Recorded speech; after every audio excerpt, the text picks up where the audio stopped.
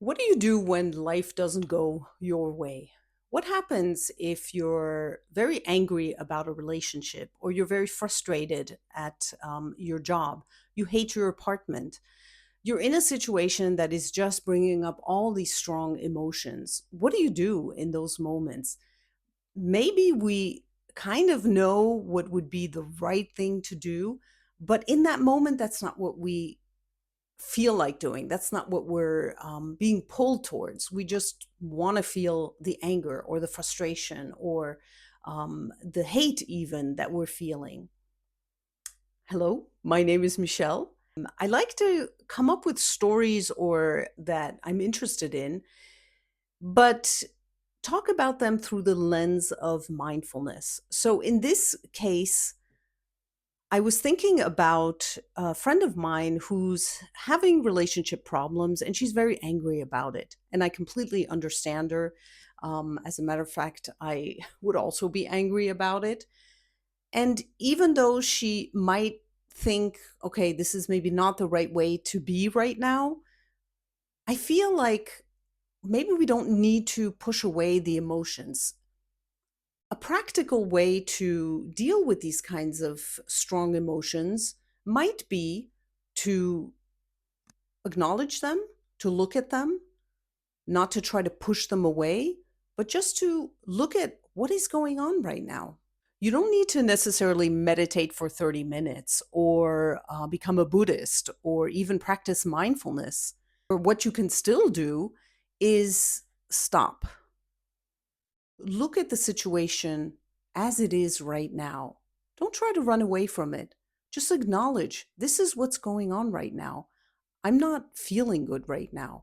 You could even name the emotion, allow it to be there, and maybe try not to get so caught in the story of this emotion.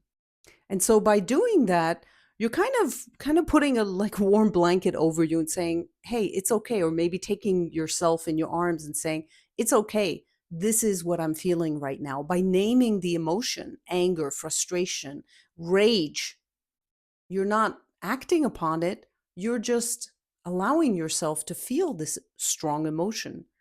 And of course, everybody has different ways of working through that. And the working through it can take a half a day, or it can take 2 days, or it can take a week, depending on the situation, depending if it's a situation you can solve right away or something that doesn't solve itself, but that you may need to make some changes. And so, kind of calming your system by allowing yourself to feel what it is you're feeling. Sometimes a creative outlet is a good way to deal with it. As a matter of fact, my friend is a very good writer, and she's been writing about the situation. And she's even told me that it's been very good for her to have this outlet. So I think the important thing is, again, not to feel like, oh, I have to be this very proper person. I have to do the right thing. No, mindfulness is actually about looking at a situation as it is and just allowing it to be as it is. And by doing that, again, you're creating a little bit of a space between what is happening and how you're reacting to it. So, in that space is this awareness. And by doing that, you might slowly soften this anger. Like you'll notice that maybe the anger naturally after a couple of days, but also just by being kind to yourself and by allowing yourself to feel whatever it is that you're feeling, you might notice that the intensity of this emotion is subsiding a little bit.